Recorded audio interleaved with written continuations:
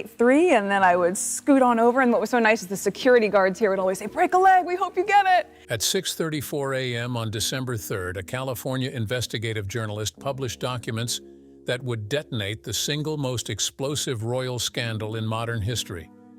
Medical records, billing statements, and legal contracts obtained through a confidential source at Santa Barbara Cottage Hospital appeared to prove something that conspiracy theorists had whispered about for years, but no one in mainstream media had dared to seriously investigate. Meghan Markle had not given birth to Lilibet Diana Mountbatten Windsor. The documents surface. The story broke not through traditional royal correspondence or established journalists, but through an independent investigative reporter named Marcus Chen, who'd spent 18 months pursuing leads that most media organizations had dismissed as conspiracy theory territory. Chen, a former medical records analyst turned journalist, had been investigating irregularities in celebrity birth announcements when a source within the Santa Barbara healthcare system reached out with information that would change everything. The documents Chen published at 6:34 a.m. Pacific Time on his investigative journalism platform included several explosive elements. First, hospital billing records from Santa Barbara Cottage Hospital dated June 4th through 6th, 2021, the dates surrounding Lilibet's reported birth. The records showed charges for a surrogate birth procedure, postpartum care for a gestational carrier, and neonatal services, but no charges consistent with Meghan Markle having given birth herself. Second, and more damning, were redacted portions of what appeared to be a surrogacy agreement dated November 2020, 6 months before Lilibet's birth. The contract, with names obscured but dates and terms visible, outlined compensation, medical procedures, confidentiality clauses, and legal parentage transfer upon birth. The legal language was unmistakable. This was a gestational surrogacy arrangement, and the timing aligned perfectly with Lilibet's birth. Third were correspondence records between a Los Angeles fertility clinic and the hospital, discussing the transfer of a surrogate patient who would deliver at Santa Barbara Cottage Hospital. The records referenced high-profile clients requiring maximum discretion and outlined security protocols that went far beyond typical celebrity birth procedures.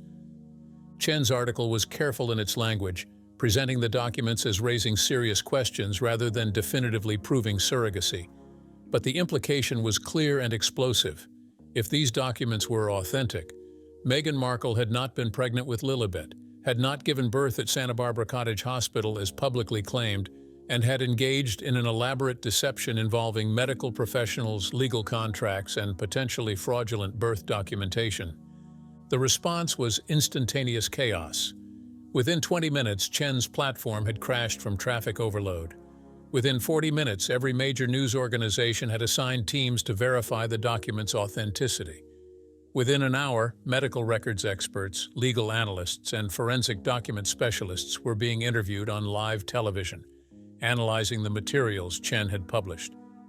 Santa Barbara Cottage Hospital issued a terse statement at 8:15 a.m. "We cannot comment on any patient's medical records due to HIPAA privacy protections. We can confirm that security protocols for high-profile births include measures that may differ from standard procedures." The statement was clearly crafted by lawyers, saying nothing while saying everything. They hadn't denied the document's authenticity. They'd hidden behind privacy laws.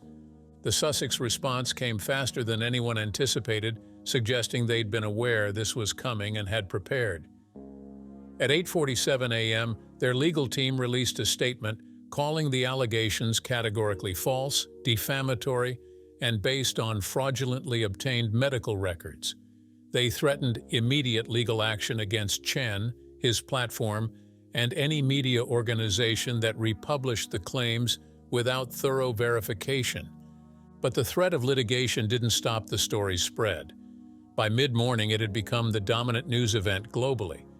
American networks led with it, British media went into overdrive, and social media platforms saw the story trend worldwide within 3 hours of publication.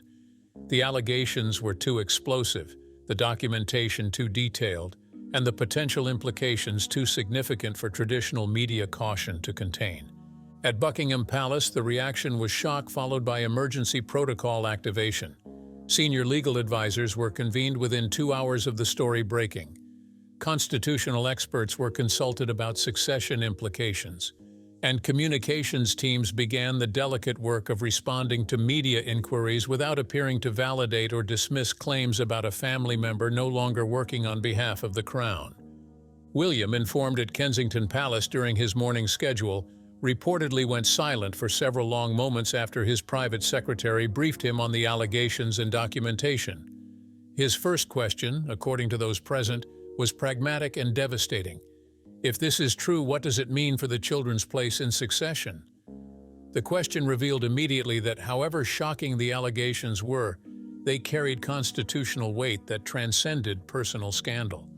Princess Anne's reaction was characteristically blunt when reached for comment by palace officials. If these allegations are true, we have a fraud affecting the line of succession. That's not a family matter, that's a constitutional crisis. And if they're false, we have a defamation situation that requires aggressive legal response. Either way, this cannot be managed through traditional discretion. By noon GMT, the story had evolved beyond just the documents Chen published. Other journalists, emboldened by the initial reporting, began publishing their own investigations into aspects of Lilibet's birth that had raised questions at the time but were dismissed. The fact that no photographers had captured Meghan visibly pregnant in the weeks before Lilibet's birth, the unusual privacy surrounding the delivery, the fact that Harry's name appeared on the birth certificate but Meghan's title was listed in a way that legal experts found irregular. What had begun as one investigative journalist's explosive claims was rapidly becoming a comprehensive re-examination of everything the Sussexes had said about both their children's births. And the questions being raised weren't coming from conspiracy theorists anymore. They were coming from mainstream media, from medical professionals, from legal experts who were looking at the documentation and finding it increasingly difficult to dismiss. The timeline that never added up. To understand how allegations of surrogacy could gain such immediate traction, we need to examine the pattern of inconsistencies, peculiarities, and unanswered questions that had surrounded not just Lilibet's birth but both Sussex children's arrivals. Because for years, careful observers had noted details that didn't quite align with the narrative Harry and Meghan presented. Details that were individually dismissible but collectively troubling. The questions had actually begun with Archie's birth in May 2019, though at the time they were dismissed as overreach by hostile British tabloids. Meghan's pregnancy had been announced in October 2018 during the Australian tour, and initially everything seemed normal. But as the pregnancy progressed, inconsistencies emerged that people noticed even if mainstream media didn't report them. The most frequently cited concern was the fluctuating size of Meghan's baby bump. Photographs from different events showed dramatic variations that seemed inconsistent with normal pregnancy progression. In 1 week, she appeared significantly larger, then days later, noticeably smaller. Maternity wear experts and medical professionals who analyzed the photographs privately expressed confusion about the inconsistent proportions. There was also the matter of Meghan's mobility and physical presentation during late pregnancy. Women in their third trimester typically show visible physical changes beyond just belly size, changes in posture, gait, the way they move. Meghan, even days before Archie's reported birth, moved with unusual ease, wore high heels comfortably, and showed none of the typical physical limitations of late pregnancy. This could be explained by exceptional fitness or genetic factors, but it added to the accumulation of observations that didn't quite fit. Archie's birth itself had been surrounded by unusual circumstances and conflicting information.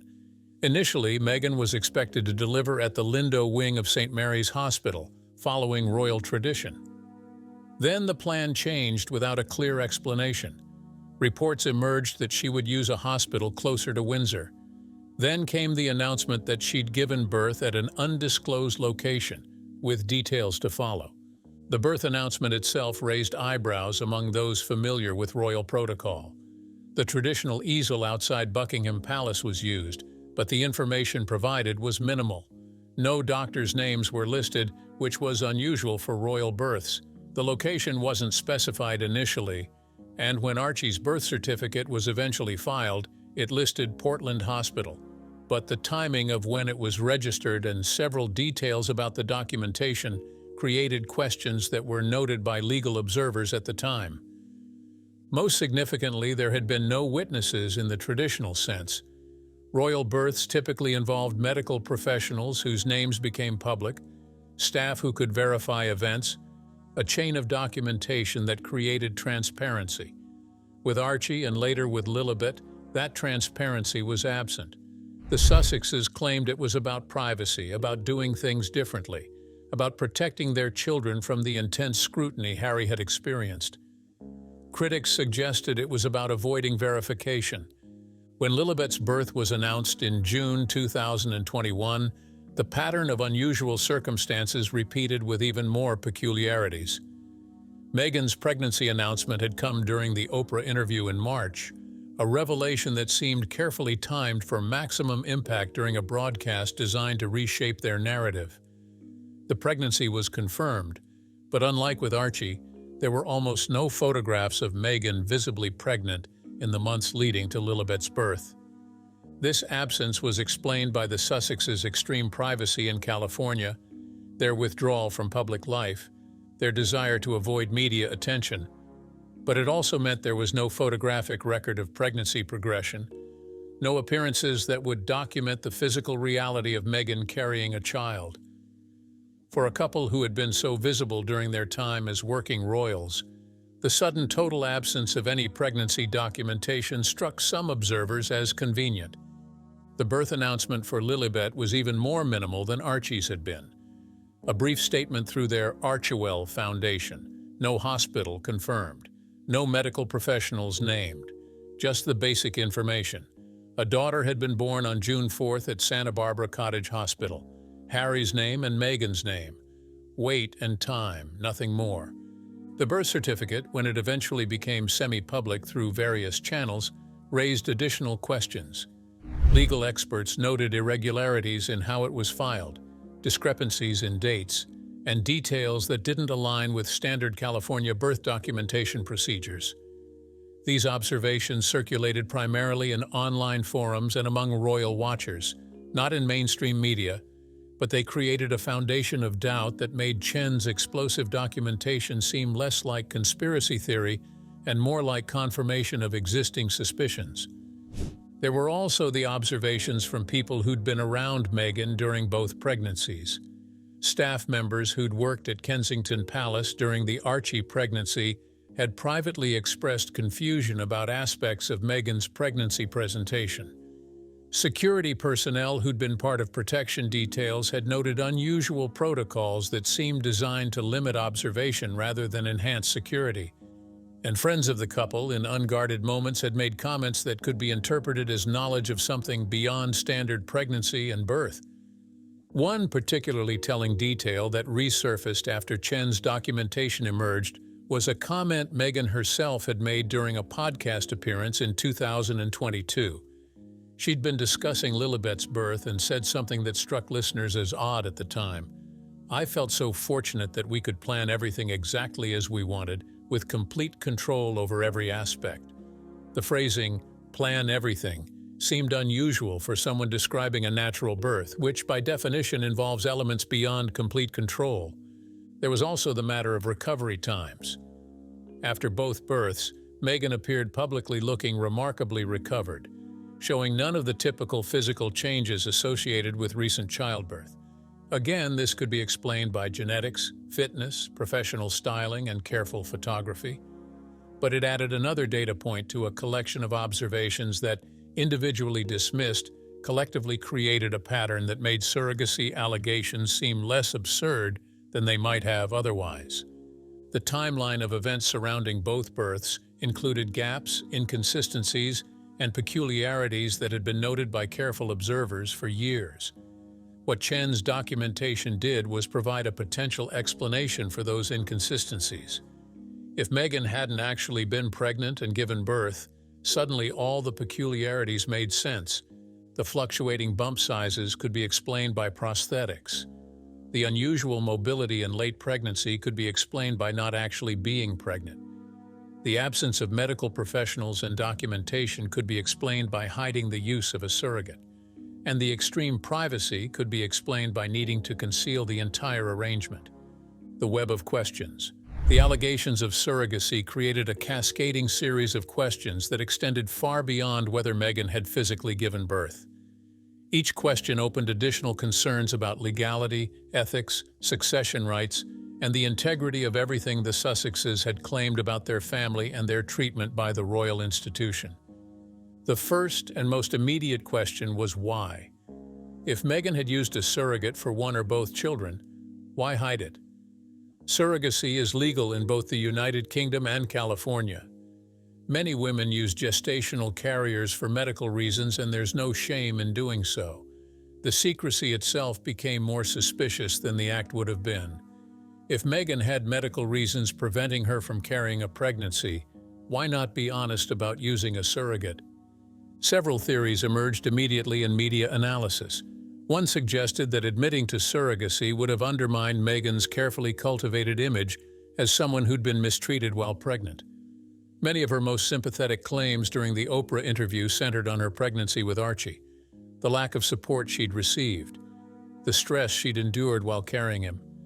If she hadn't actually been pregnant, those claims collapsed entirely. Another theory focused on royal protocol and succession. While surrogacy is legal, its interaction with British succession law is complicated and had never been tested at senior royal levels.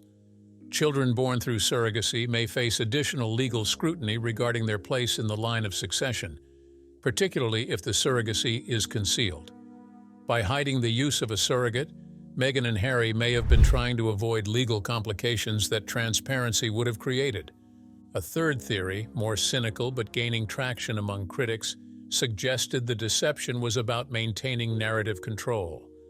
The Sussexes' entire post-royal brand was built on their truth-telling, on revealing uncomfortable realities about the royal family, on positioning themselves as victims of an archaic and cruel institution. If they'd been lying about something as fundamental as the births of their children, it called into question everything else they'd claimed. The legal implications were staggering and complex. In the United Kingdom, if a child is born through surrogacy, the birth certificate cannot list the intended parents as the birth parents unless a parental order is obtained through the court system. This process requires transparency about the surrogacy arrangement. If Harry and Meghan had concealed surrogacy and listed themselves as birth parents, they may have violated UK law regarding birth registration, even though the children were born in the United States. In California, surrogacy law is more straightforward, allowing intended parents to be listed on birth certificates from birth if proper legal procedures are followed. But those procedures require specific documentation, court orders in some cases, and medical records that would create a paper trail. If Chen's documents were authentic, they suggested that proper procedures had been followed with the surrogate and hospital. But the public-facing documentation, the birth announcements, the descriptions of Meghan giving birth were all fabrications designed to conceal the surrogacy from public knowledge. The succession implications created a potential constitutional crisis. Archie and Lilibet are currently 7th and 8th in line to the British throne. That placement is based on their parentage, specifically being the biological children of Prince Harry. If surrogacy using Harry and Meghan's genetic material was involved, their biological connection to Harry would be maintained, and theoretically their succession rights would be unchanged. However, the deception itself could create legal challenges. British law regarding succession has never dealt with deliberate concealment of surrogacy circumstances. Constitutional experts interviewed by media outlets suggested that while the children's biological parentage might protect their succession rights, the fraud involved in concealing their birth circumstances could potentially be grounds for Parliament to exclude them from succession through special legislation. There were also questions about the surrogate herself. California law provides protections for surrogates and allows for confidentiality, But ethical considerations around compensation, selection, and ongoing relationship with the children raised concerns. Media speculation, though largely irresponsible, began trying to identify the surrogate, creating privacy violations and potential harassment that legal experts warned against. Friends of the Sussexes faced their own moral quandary. Several had been present during both pregnancies, had attended baby showers, had made public comments congratulating Meghan on her pregnancies. If they'd known about surrogacy arrangements, they'd been complicit in the deception. If they hadn't known, they'd have been deceived themselves. Some friends began carefully walking back previous statements, suggesting they'd had limited direct interaction with Meghan during the pregnancies, creating suspicion that they might have known something was being concealed. The palace's position was extraordinarily delicate. If they'd known about surrogacy and said nothing, they'd been complicit in deceiving the public about the line of succession. If they hadn't known, it suggested the Sussexes had successfully perpetrated fraud that affected constitutional matters. Either scenario was damaging and raised questions about institutional competence and integrity. There were also questions about medical professionals and hospital staff. If Chen's documents were authentic, dozens of people at the fertility clinic, the hospital, and various legal offices knew about the surrogacy arrangement. How had that information stayed contained for years? California law protects medical privacy, but it doesn't prevent medical professionals from confirming basic facts when fraud is alleged.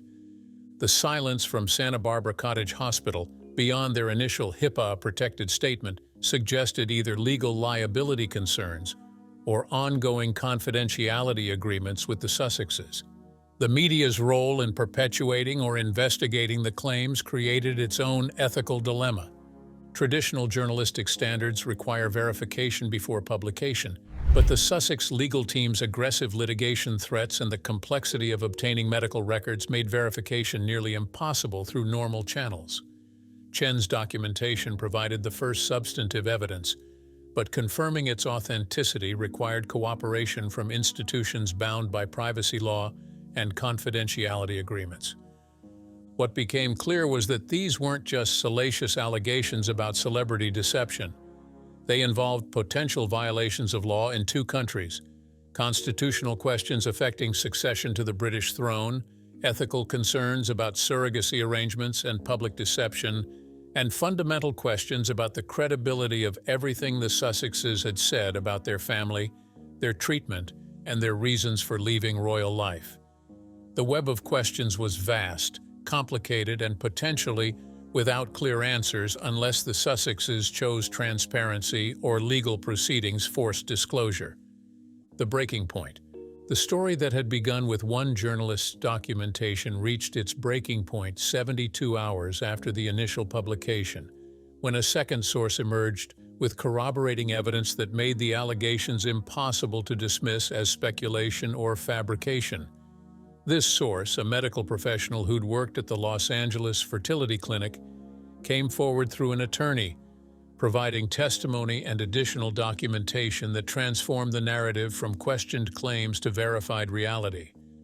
The medical professional, identified only as Dr. M in legal filings to protect from retaliation, provided a sworn declaration describing their role in a surrogacy arrangement for high-profile clients during the late 2020. The declaration, released through their attorney on December 5th, described the process of preparing a gestational surrogate, the transfer of embryos created from the client's genetic material, and the careful coordination with Santa Barbara Cottage Hospital for delivery.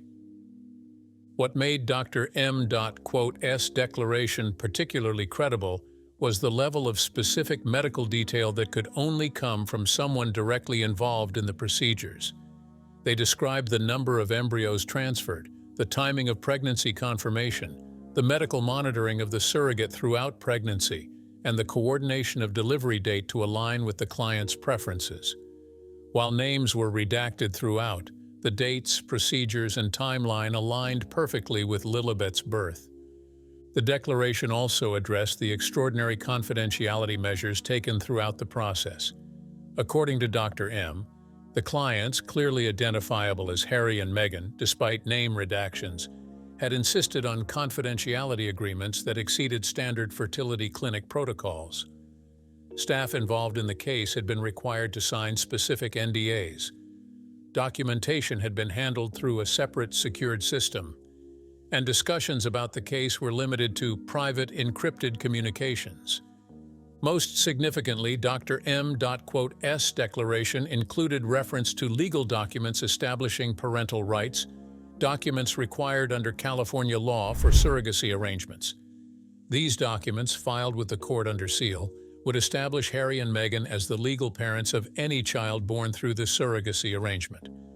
The declaration noted that such documents existed and were properly filed, which meant there was a legal record of surrogacy somewhere in California's court system, even if sealed from public access. The Sussex legal response was immediate and aggressive. Within hours of Dr. M.'s declaration being released, they filed emergency motions seeking to block any further publication of the medical professional's claims, arguing that the sworn statement violated medical privacy law, breached confidentiality agreements, and was potentially fabricated by someone seeking financial gain or notoriety. They demanded Dr. M.'s full identity be revealed and threatened both criminal and civil action. But the legal aggressive response backfired in the court of public opinion. If the allegations were entirely false, why not simply deny them directly and provide counter-evidence? The focus on legal technicalities, privacy violations, and confidentiality agreements suggested the Sussexes were trying to suppress truth rather than refute falsehood. Media legal analysts noted that truth is an absolute defense to defamation claims, and if the surrogacy allegations were false, the Sussexes could prove that far more easily than they could suppress documentation through legal threats. The palace's position evolved as the evidence became harder to dismiss. Initially, they'd maintained complete silence, refusing to comment on the private medical matters of family members not working on behalf of the Crown. But as the succession implications became clearer, that position became untenable. On December 7th, Buckingham Palace would release a carefully worded statement that changed everything. The palace is aware of allegations regarding the circumstances of births within the extended royal family. While we do not comment on the private medical matters of family members, questions affecting the line of succession are of constitutional significance. Appropriate inquiries are being made through proper legal channels to establish facts relevant to succession law. This is a matter of constitutional procedure, not personal judgment. The statement was extraordinary in several ways. First, it acknowledged that succession implications existed, validating the seriousness of the allegations. Second, it confirmed the palace was conducting its own investigation, suggesting they didn't have clear answers themselves. Third, it created legal space for the government to potentially become involved in determining facts about the children's births if constitutional questions were at stake. Harry's position became impossible. If he'd known about and participated in concealing surrogacy, he'd committed fraud affecting constitutional matters. If he somehow hadn't known that his wife had used a surrogate for one or both children, which strained credibility but wasn't technically impossible, he'd have been deceived about the most fundamental aspects of his own family. Either way, his credibility was destroyed, and his relationship with the institution he'd spent years attacking was irreparably damaged by his own actions or his wife's deceptions. Meghan's silence was perhaps most telling. Unlike previous controversies where she'd made public statements through carefully chosen platforms, she said nothing beyond her lawyer's statements. No personal message to supporters, no tearful interview claiming victimhood, no attempt to control the narrative through emotional appeal. The silence suggested either legal counsel advising complete non-engagement or recognition that no explanation could adequately address the fundamental deception the evidence appeared to prove. By the end of the first week, what had begun as explosive allegations had evolved into documented reality that even sympathetic media outlets could no longer dismiss. The question was no longer whether Meghan had used a surrogate. The question was what consequences would follow from the years of deception about something so fundamental to the Sussex narrative and to constitutional matters affecting the British throne. The Aftermath and Reckoning. The days following Dr. M.'s declaration witnessed a collapse of the Sussex brand, reputation and credibility so complete that even their most loyal supporters struggled to defend them. The allegations weren't about differences in perspective or contested interpretations of events. They were about objective, verifiable facts regarding the births of their children, and the evidence supporting those facts had become overwhelming. The international reaction split along unexpected lines. In the United States, where surrogacy is more culturally accepted and openly discussed, the initial response was confusion about why it had been hidden rather than anger about surrogacy itself. American media coverage focused on the deception rather than the method of having children. Many commentators argued that if Meghan had been open about using a surrogate, she would have received support rather than criticism. The choice to hide it transformed something that could have been respected into something that looked like fraud. The British reaction was harsher and more focused on constitutional implications. The line of succession had potentially been affected by concealed surrogacy, which raised questions about parliamentary authority, royal prerogative, and whether Archie and Lilibet's places in succession should be formally reviewed. Constitutional experts appeared on every news program, debating whether children born through concealed surrogacy arrangements could maintain succession rights or whether Parliament needed to intervene. The commercial implications for the Sussex brand were catastrophic and immediate. Netflix, which had invested heavily in Sussex content, announced they were suspending development on new projects pending clarification of recent allegations.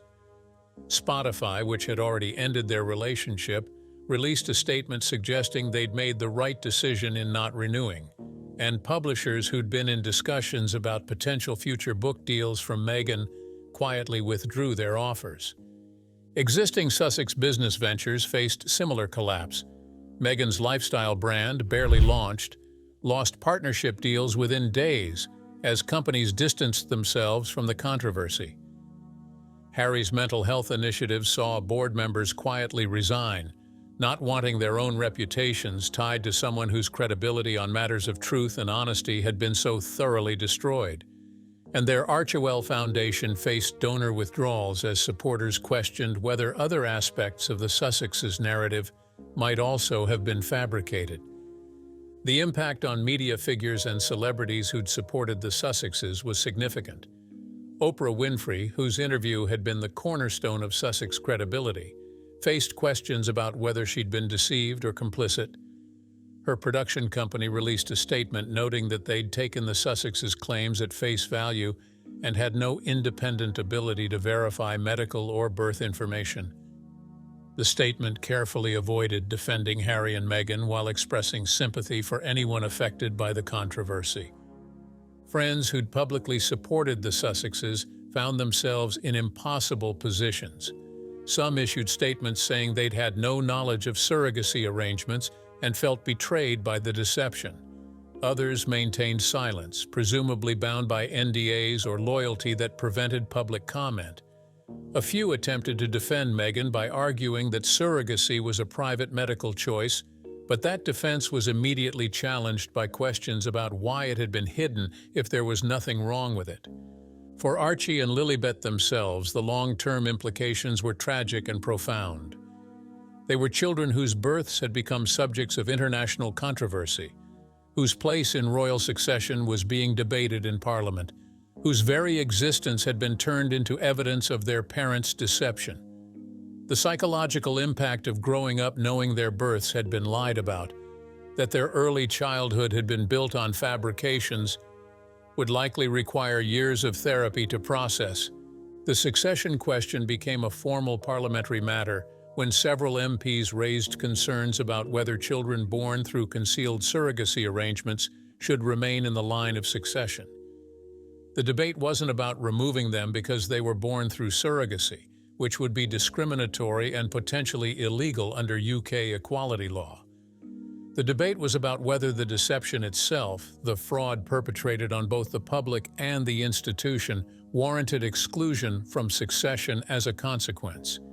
Legal experts suggested that the children's biological connection to Harry, if confirmed through genetic testing, would likely protect their succession rights under current law. But Parliament had authority to pass legislation modifying succession rules, and the deception could theoretically be grounds for such modification.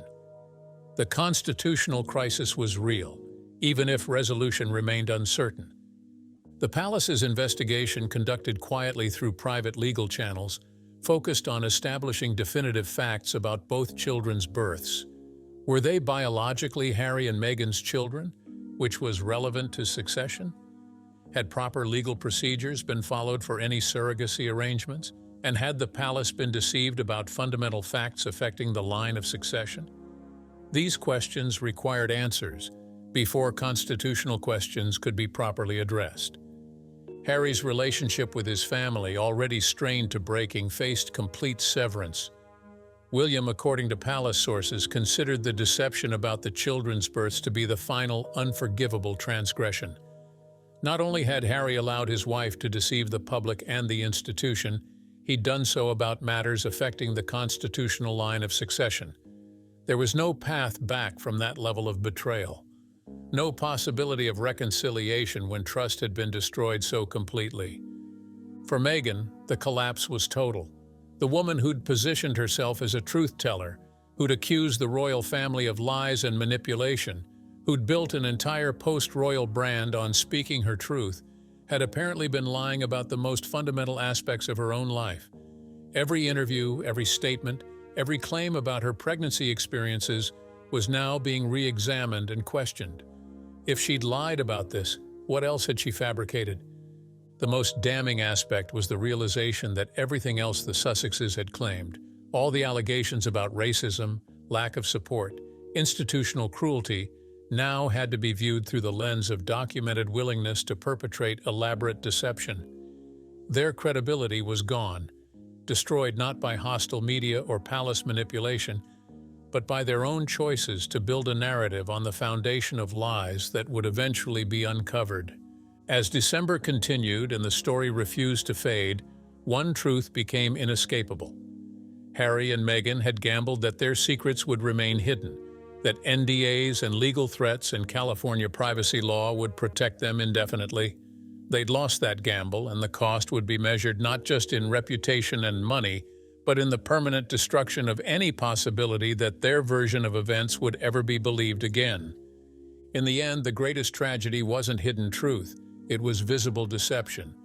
And the children, as always, would carry the weight of their parents' choices.